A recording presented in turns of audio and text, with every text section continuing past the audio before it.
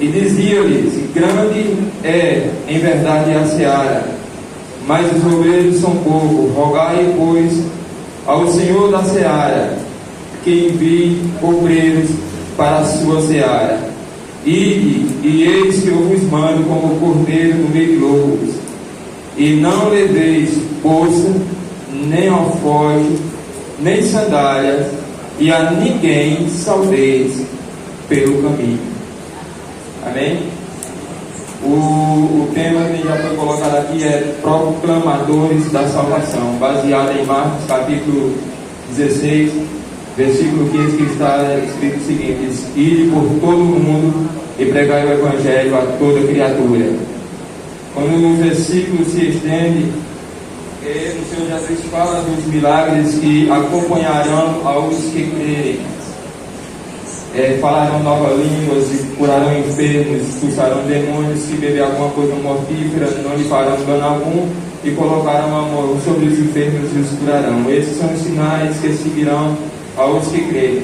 Quando o Senhor ele nos coloca nesse ide, o interessante é que é usado um verbo no imperativo, mostrando que o evangelismo da igreja ele não é um trabalho voluntário, e sim uma ordenança deixada pelo Senhor Jesus. É uma obrigação de todo crente salvo proclamar a salvação a outra pessoa.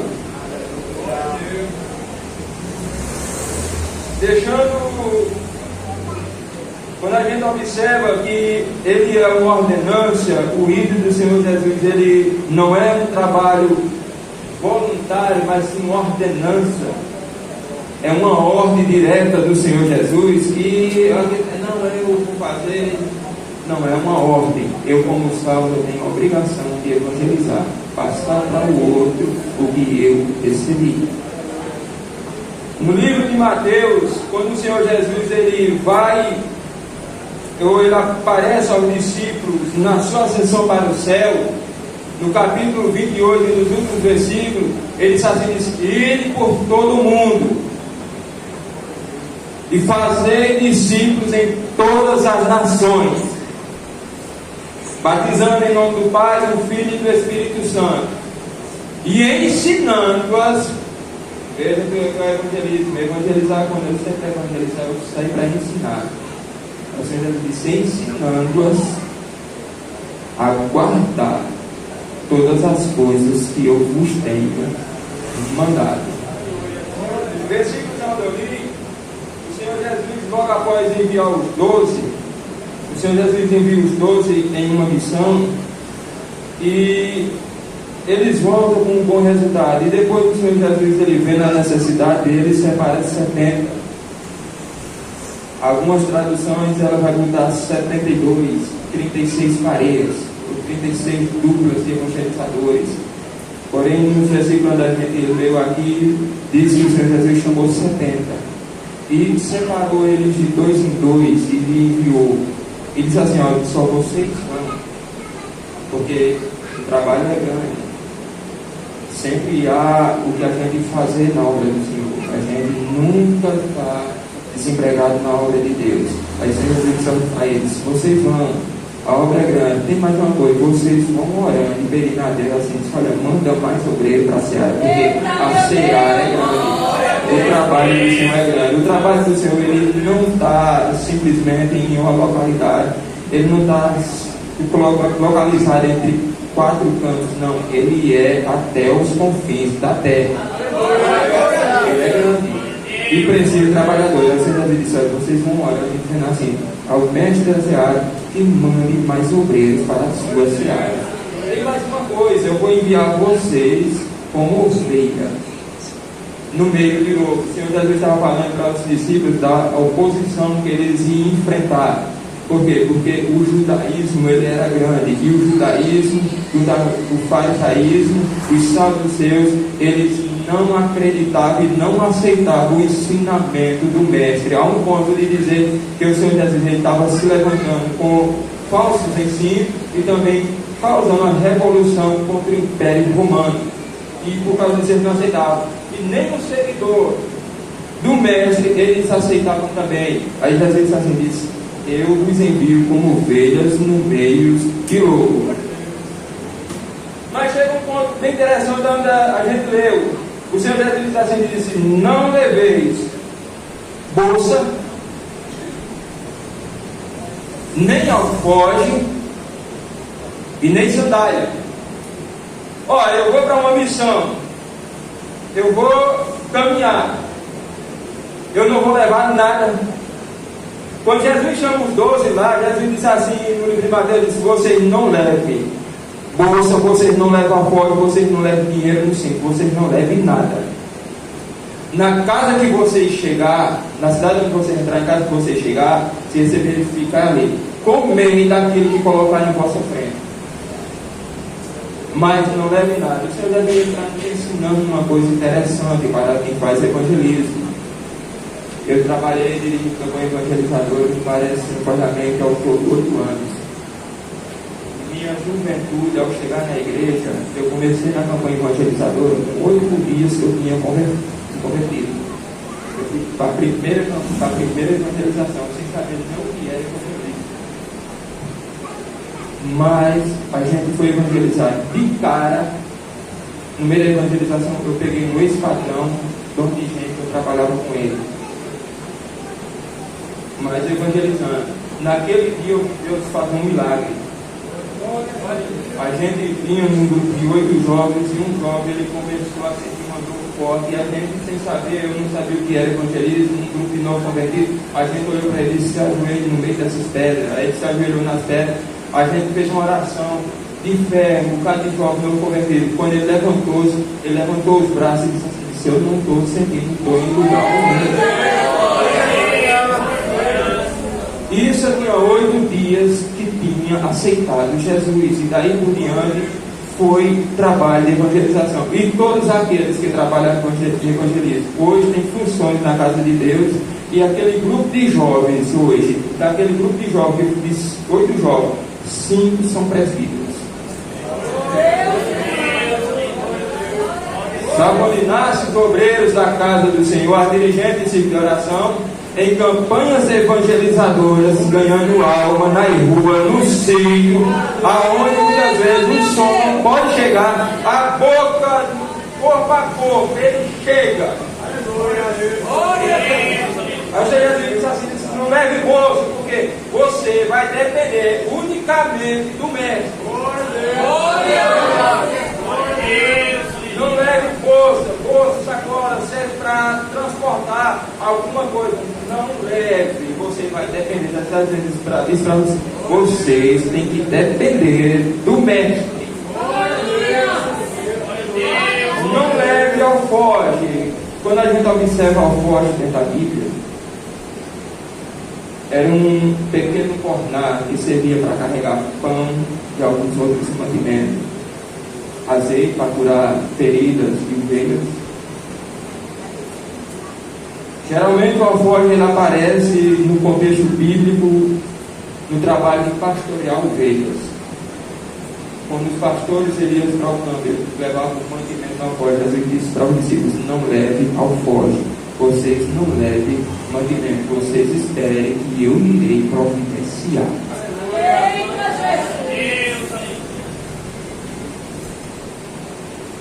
E vocês não levem sandálias. Quando a igreja, ela se dedica ao trabalho do Senhor, o Senhor ele cuida de uma forma especial. Imagina sempre dentro da Bíblia, no compromisso com Deus, um homem chamado Elias. Elias ele viu uma nação de profetas se morto, a mãe de Jezabel. E Elias chega como profeta do Senhor. Ele chega assim e brada diante de Acabe, para falar para o Senhor, assim, disse: não haverá chuva na terra sobre a minha palavra.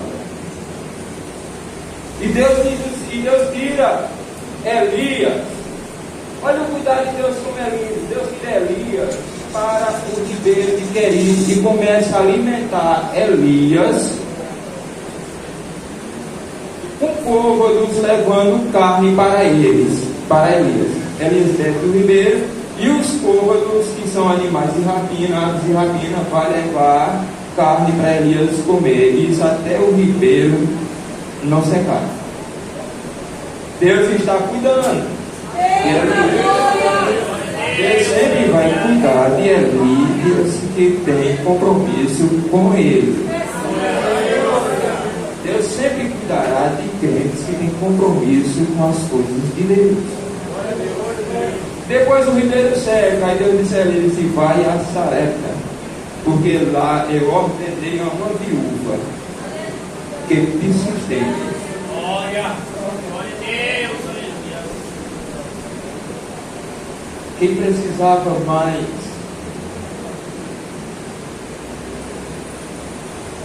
do socorro naquele momento era Elias ou a viúva? Quando Deus direcionar você a um lugar, vá, porque tem alguém que está precisando. Elias, ele vai a Sarepta. Se Elias, se Deus se responder a Elias, provavelmente Deus se cuidar da mesma forma, mas Deus manda Elias a Sarepta. E quando Elias chega na porta da cidade, encontra um viúva apanhando os graveiros, e ele diz assim: se me dá um pouco de água, a viúva se prontifica, vai buscar água. Elias olha assim e diz: traz também um pequeno bolo para mim. Aí ele diz assim: se a água tem, agora bolo não. Só tem um pouco de farinha na panela e um pouco de azeite na bandeja. E eu vou comer com meu filho, fazer comer, e vamos esperar a morte.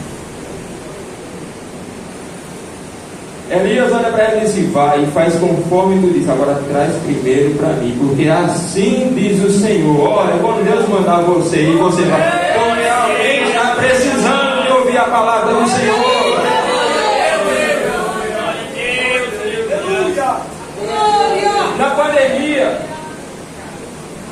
Na pandemia a gente começou a fazer os cultos e a gente parou numa esquina lá.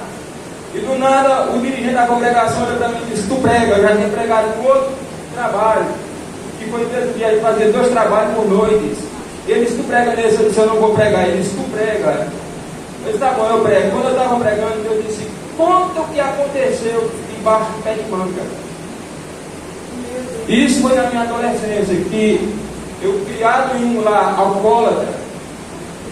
Meu pai era alcoólatra, minha mãe era alcoólatra, pai morreu, minha mãe piorou no alcoolismo. E quando foi um dia eu cheguei no serviço, mãe ela estava caída. A vizinha me chamou assim e disse: olha, Cícero, eu ia matar a tua mãe. Mas quando subi no muro para dar uma pacotada nela, eu olhei a situação dela e voltei para trás. Isso eu era um adolescente de 14 anos de idade. Eu tinha um punhal de 7 polegadas, desci para um pé de manga, onde a gente era acostumado a se juntar, eu e os colegas, e coloquei o punhal na garganta e disse: se eu enterrar esse punhal, eu acabo com tudo isso agora. E fiquei. Depois eu tirei o punhal, fiquei em cima de uma pedra, acendi o cigarro. Quando eu voltei às 5 horas da tarde, eu voltei para casa. Aí Deus disse isso: disse, conta o que aconteceu debaixo do pé de manga. Quando eu contei o que aconteceu debaixo do pé de manga, quando a gente terminou um trabalho, um jovem me chamou a gente assim e disse: olha, eu estava pensando em botar uma corda no pescoço quando eu vi você contar esse tipo. Deus mandar você falar. A viúva ela precisava, Deus iria cuidar da viúva através de Elias. Aprendendo, nós observamos na Bíblia Sagrada, aprendendo a depender totalmente de Deus. Quem depende de Deus, ele não coloca coisas na sua bagagem para levar o trabalho de Deus. Ele aprende a depender unicamente daquilo que Deus tem preparado para ele. Eu dependo de Deus, mas estou fazendo o que eu dependo de Deus, mas vou botar um negócio aqui, porque se aqui está tudo errado, você depende de Deus ou não? É assim que funciona o trabalho de Deus, dependência dele. Ah, eu não sei fazer, porque se você soubesse, Deus não botava você para fazer. Deus chamou Jeremias e disse assim: Jeremias, aonde eu te mandar, tu irás. Se o que eu te mandar, tu vai falar. Jeremias disse: ah, Senhor, eu sou uma criança. Aí Deus olhou assim e disse: não diga, eu sou uma criança, porque antes de ser formado no ventre, eu te conheci. E antes que tu saísse da marra, eu te santifiquei. E as nações eu te dei por profeta.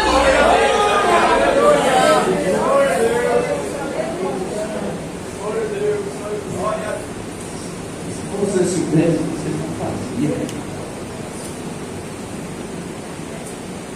Quem menos faz na casa de Deus é quem mais sabe. Faço isso, faço aquilo, faço isso, faço aquilo. Eu lembro de um camarada que ele mandou atrás do pastor, ele congregava em uma das congregações, e ele disse assim: eu quero saber porque é que o pastor ele não me dá oportunidade. Eu tenho um curso até de cordeiro, e o pastor não me dá oportunidade. Mas não estava numa escola dominical, não estava num culto de pregação, não estava num culto de oração, não saía de uma campanha evangelizadora, e eu estava para fazer o que na portaria, se não estava em trabalho nenhum. Mas tinha curso até de cordeiro.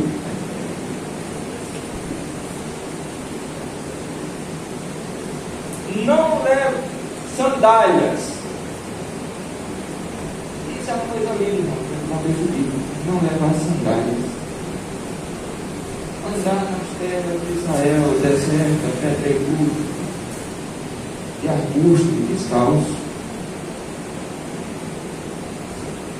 Olha, vocês não levem bolsas, vocês não levem alforje, vocês não levem sandálias. Quando nós pegamos o contexto histórico judaico,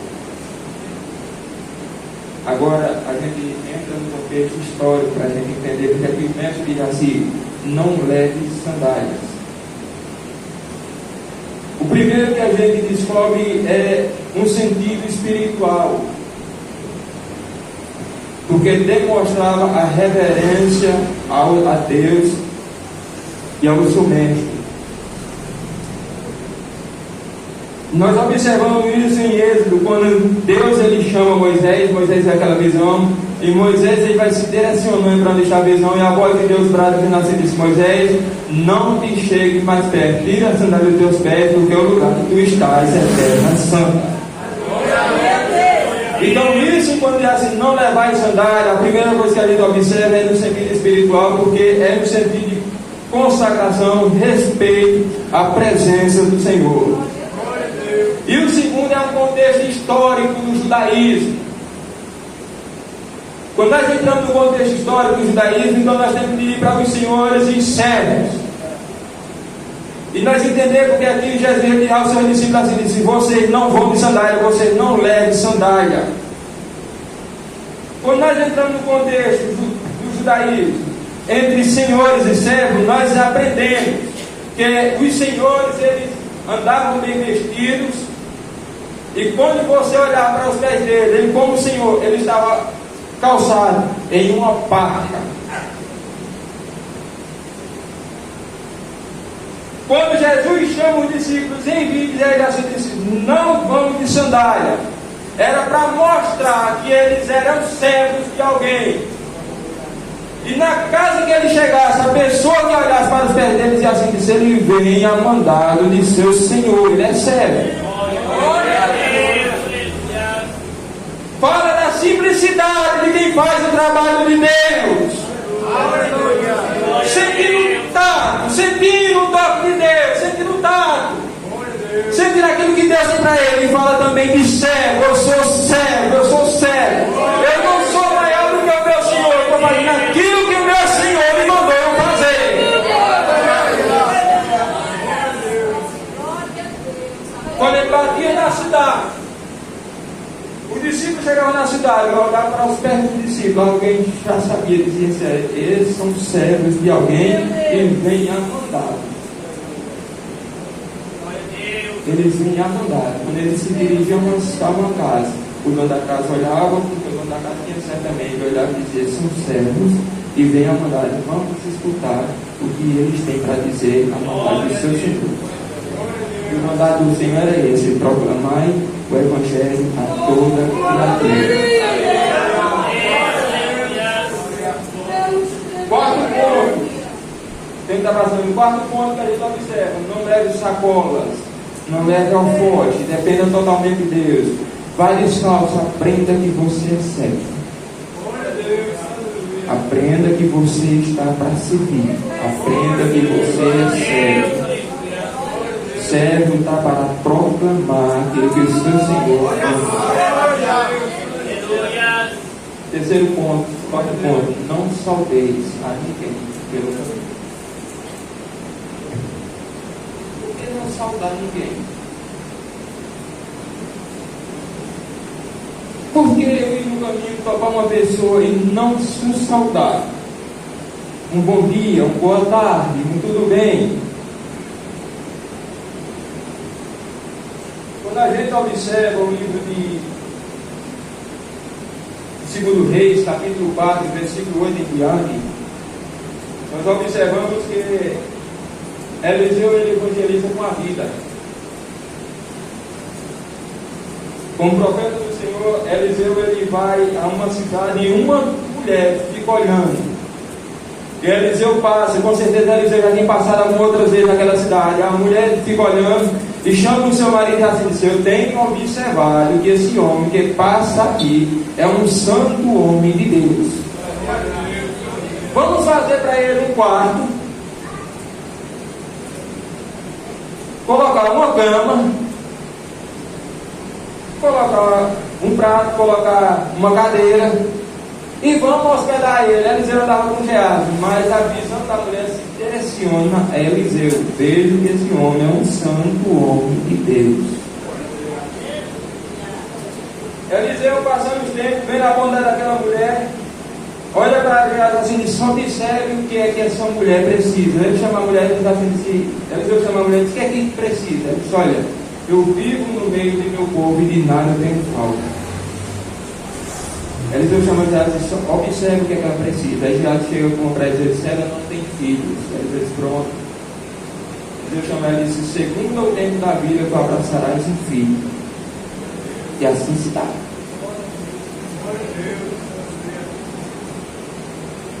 O menino cresce já adolescente, vai para a roça para seu pai, para o campo para seu pai, sente uma forte dor de cabeça, o pai traz, ele morre nos braços da mãe.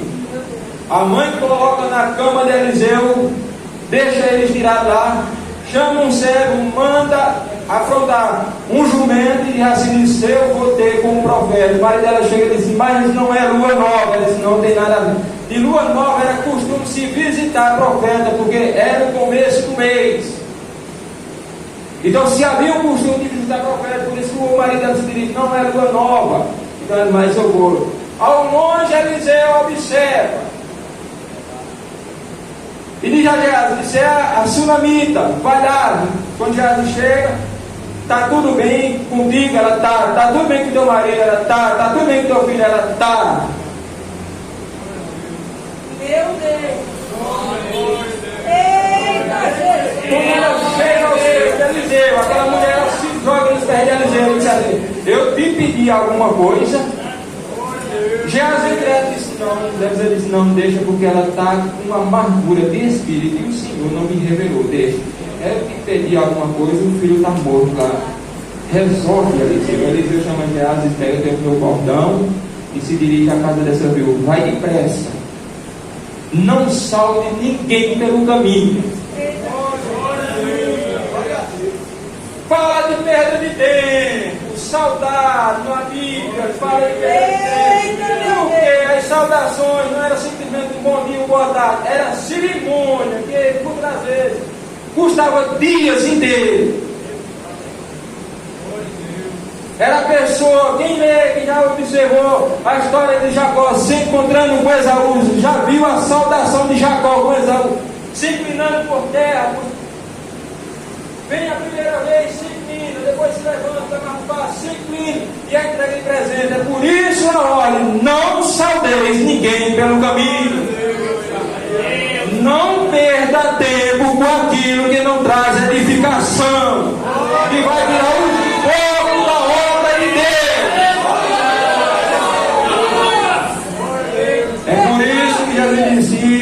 não saudeis a ninguém pelo caminho.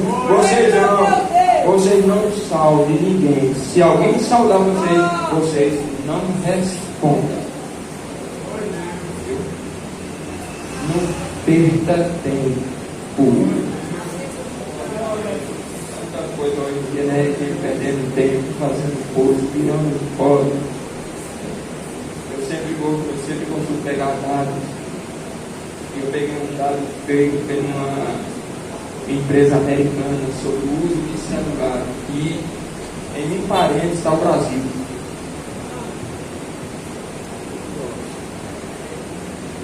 Nós temos 212 milhões de habitantes. Existem mais de 600 mil aparelhos celulares rodando no Brasil. Dá quase 3 celulares para cada pessoa. Faz o levantamento da média de uso de celular. A média mundial é de 2 horas por dia por pessoa. Aí quando chega no Brasil, aí você vê o gráfico lá para cima. Meu Deus. Porque o brasileiro, incrivelmente, ele usa o celular 9 horas de relógio por dia. Eita, Jesus. Enquanto a média mundial é de 2 horas por dia, o Brasil está 4 vezes acima da média. É pessoas travadas, perdendo tempo com aquilo que não é difícil. Eita, Jesus. Jesus não te chamou para isso, Jesus te chamou para proclamar o Evangelho. Não foi para estar fuçando Instagram, rede social para lá e para cá, não. Foi para proclamar o Evangelho. Usa a tua rede social para postar versículos bíblicos, convidar pessoas para a igreja.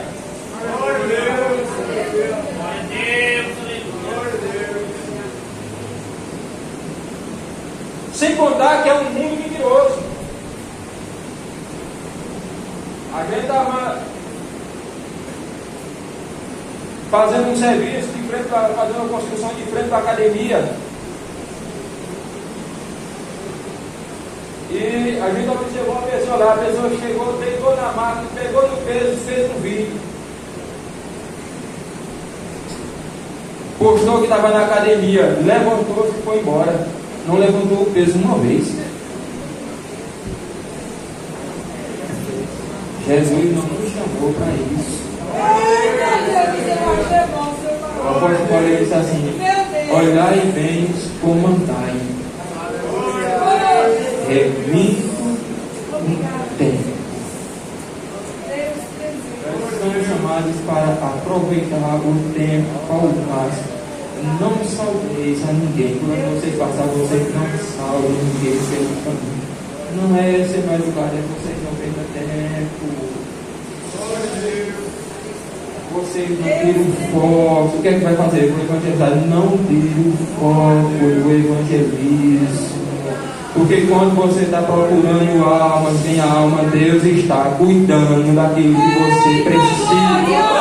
Buscar primeiro o Rei de Deus e a sua justiça, e todas as coisas vos serão acrescentadas. Olhai para os passarinhos que não plantam, e todo o Pai Celeste os alimenta. Olhai para os lírios do campo, que hoje cresce, amanhã vai para o fogo. Nem o rei Salomão, em sua riqueza, se vestiu tão bem como um deles. Disse-lhe Jesus: se não valei vós mais do que passarinhos e mais do que lírios do campo, buscai primeiro o Rei de Deus e a prática da dele, e as outras coisas Deus cuida.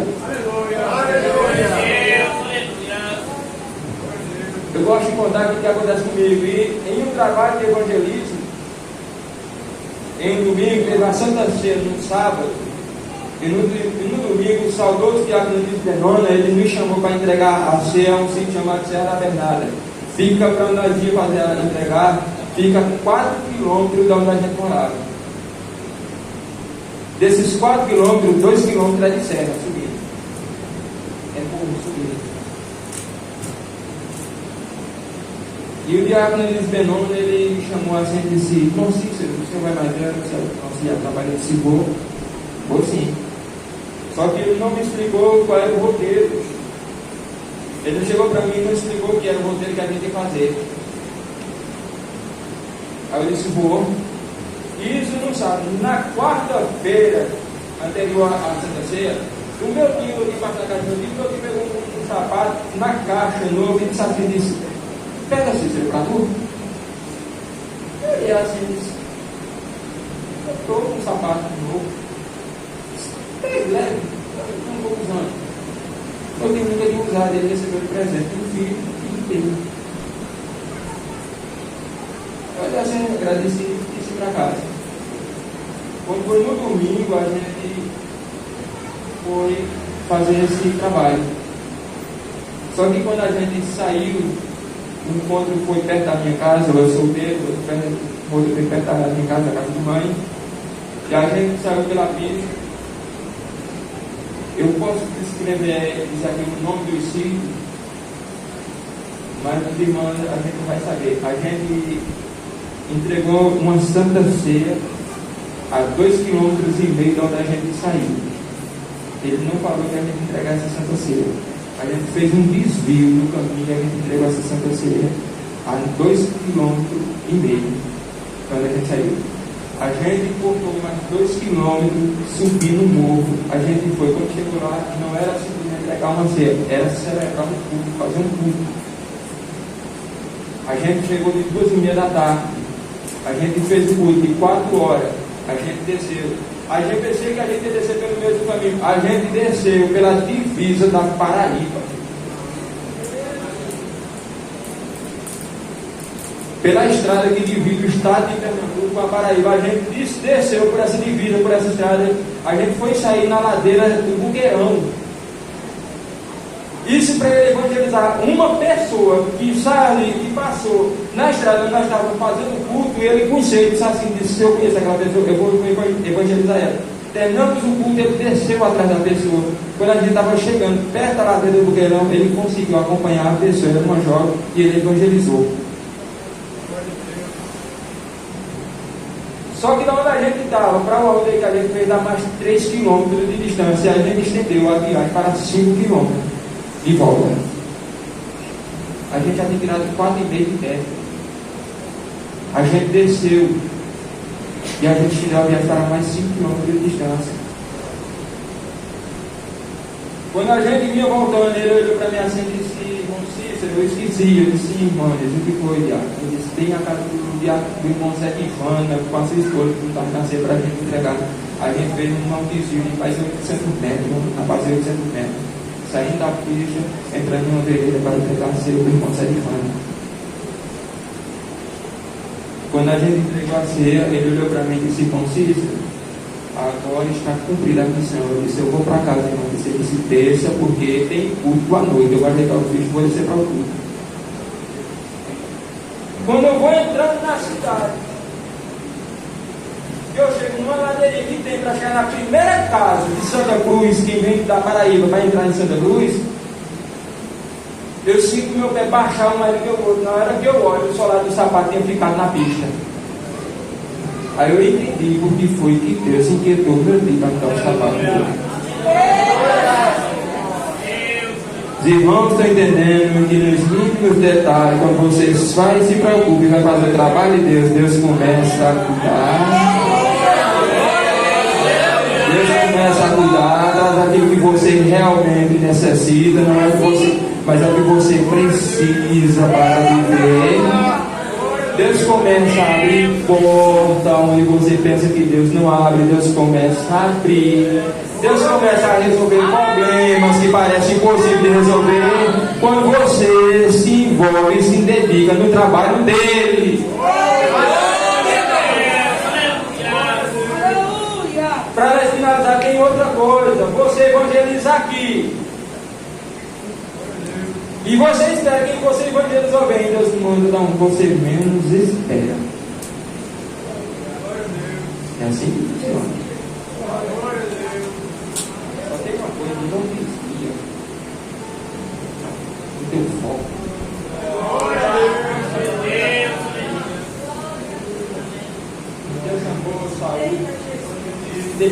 não, Saul ele foi levantado por a vontade humana, mas Deus separou Saul. E quando Samuel consagrou Saul a rei, Samuel olhou para Saul e disse: olha, 3 sinais acontecerão, confirmando que tu és rei de Israel. Ele disse: o primeiro sinal, quando sair daqui, tu vai topar 2 pessoas saindo do sepulcro de Raquel. Quando você entra no contexto de história, aquelas pessoas que ele dá amargura no coração de Saul. Não se envolve com esse pessoa, não se desvia deles. Talvez, irmãos, vocês que saem para fazer evangelismo se desviam dessas pessoas não têm o que oferecer. Essas pessoas estão mortas espiritualmente e querem levar você para o mesmo caminho. Se desvia deles, corre contra deles. Quando você sair daqui, Saul, você vai encontrar 2 homens que vão sair do sepulcro de Raquel. Eles vão trazer preocupação à tua mente, dizendo assim: se as jumentas forem encontradas, o teu pai anda inquieto, Saul, por causa de você. Isso é trazer preocupação. Ah, vou voltar para casa, vou voltar para casa. Se Saul volta para casa, não aconteceria os dois sinais confirmando o que Samuel tinha dito. É simplesmente para tirar foco. Eu lembro do meu primeiro pastor, o pastor José Nivaldo, ele olhou para um jovem dentro do carro, ele olhou para um jovem e disse assim: olha, tem coisas em nossa vida que é fumaça, e o Espírito de Deus sobra para tirar a fumaça, viu? Aleluia. Eu nunca esqueci dessa palavra aqui que sai esse foco. A segundo sinal, Saul, vai subindo a Betel. 3 homens, eles vão sacrificar e adorar o Senhor em Betel. Eles vão levando odre de vinho e pão. E eles vão te dar, Saul, pega e come, viu? Você encosta perto de pessoas que podem te ajudar. Glória a Deus! Ah, tem pessoas que a pessoa não tem uma palavra de ânimo, a pessoa só tem crítica, a pessoa não tem uma palavra para te ajudar. Sai de perto dessa pessoa. Vai para perto de pessoas que têm pão para a tua vida.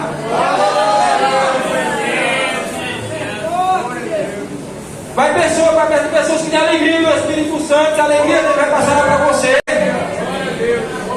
Vai para perto de pessoas que têm fé. Está subindo a Betel. Está subindo para a casa de Deus. Acompanha eles. Eles vão te dar pão e vinho. Pega, bebe e come, sabe? Glória a Deus, viu?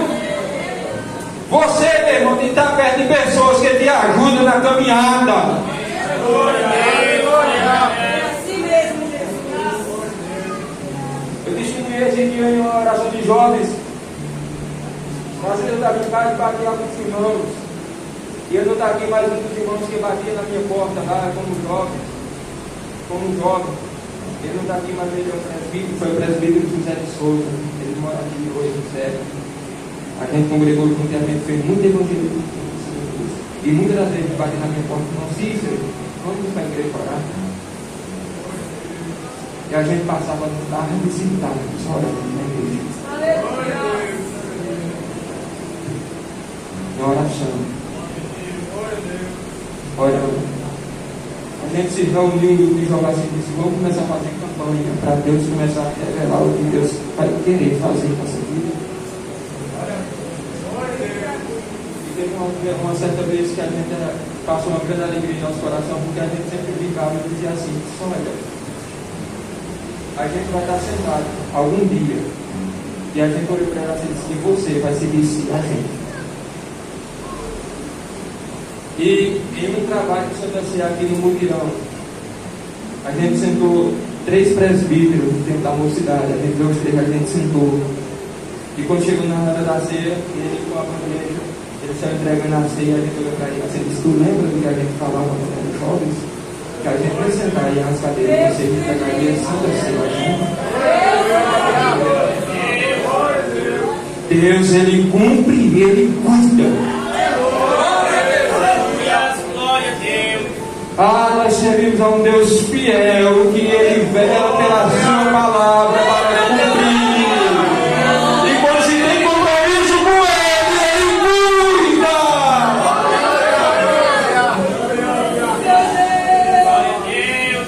Saúl, depois que as pessoas te alimentarem, Saúl, que derem pão, que derem vinho, tu vai encontrar um grupo de profetas, que ele vem tocando e profetizando, se mistura no meio deles, viu, Saúl? Se mistura no meio de quem está envolvido com o trabalho de Deus.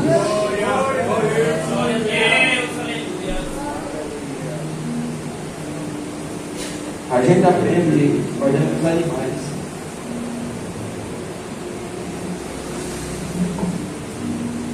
E dois animais me chamaram bem a atenção em um documentário.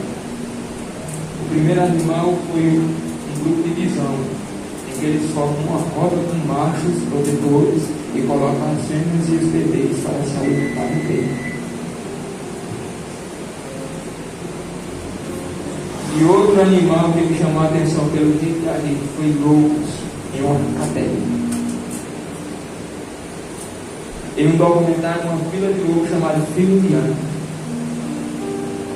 E eles colocando os lobos mais experientes da alcateia para guiar e assim guiando também quitar o rumo da caminhada e o passo de cada lobo. Os lobos mais experientes na frente. Atrás dos mais experientes, um grupo de lobos chamado grupo de guerreiros, junta para proteger quem vai na frente. Atrás dos lobos, mães que com seus filhotes. Atrás da mãe do grupo de lobos guerreiros, e por trás de todos, não seguindo a trilha, mas por fora, em zigue-zague, o lobo alfa, protegendo toda a alcateia. Isso chama a atenção. A gente vai aprendendo, olhando para os mais velhos que já passaram, para a gente nunca passar. É assim que funciona o trabalho de Deus. Saúl vai descendo um grupo de profetas, se mistura no meio deles, vamos dizer assim, que disse, está Saúl também entre os profetas. Se mistura porque ele está misturado no trabalho de Deus. E as pessoas que querem trazer amargura para fora, assim, se desvia. Chega perto de pessoas que querem te ajudar, chega perto de presídio, chega perto do dirigente da congregação, chega perto do pastor, dá as mãos, trabalha com alegria, que essas pessoas têm pão para te ajudar. Essas pessoas têm o que fazer, eles estão vendo coisas que você não vê, mas eles estão vendo a mão de Deus sobre a tua vida e vendo que Deus tem projeto com você. Chega perto deles. Se mistura com as pessoas que estão em trabalhos evangelísticos, que estão fazendo cruzado, que estão correndo com cadeira na sua. Se mistura com essas pessoas. Aleluia. Se mistura com eles. E amanhã tu verás o que Deus fará com você. Eu falei aqui que a gente era um grupo de jovens, e desse grupo de jovens, de 8 jovens que a gente foi para evangelizar, saíram 5 presbíteros. Todos alunos. Era um grupo de mocidade, não era um grupo de mocidade pequeno, mas hoje saíram as professoras de escola dominicais, as dirigentes de círculo de oração e os presbíteros que estão envolvidos na obra do Senhor, sem contar os diáconos que estão lá servindo a casa de Deus com alegria. É assim que funciona o trabalho de Deus. Amém? Não perda tempo pelo caminho, não pelo foco. Olhando para Jesus, o autor e consumador da nossa fé. Senhor, até os demônios nos submetem quando nós falamos em teu nome, Jesus, alegrai-vos em tal vosso nome escrito nos céus. A senhora daquela frase diz: tem cuidado de mim mesmo e da doutrina. Fazendo isso, Paulo está dando essa discussão de modo faz a obra de um evangelista e cumpre com o teu ministério. Tem cuidado de ti mesmo e da doutrina. Fazendo isso, tanto salvará a ti mesmo, como também aqueles que te ouvem. É assim que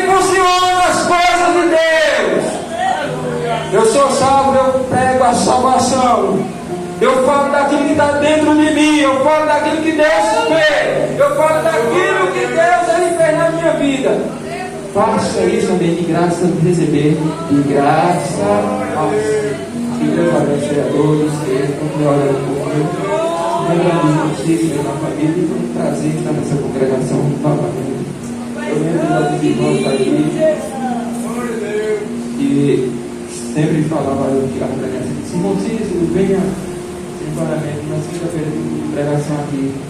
E tem um irmão aqui que ele era uma bênção. E a gente chega e se aproximou dele: irmão Cícero, vem pregar aqui na quinta-feira. Só que na quinta-feira eu dirigia um trabalho na mocidade em Santa Cruz. E toda quinta-feira eu estava lá. Mas hoje, pela graça de Deus, nós parceiros estamos aqui. E fica essa palavra. Dependa de Deus e não tire o foco daquilo que está fazendo. Deus abençoe a todos.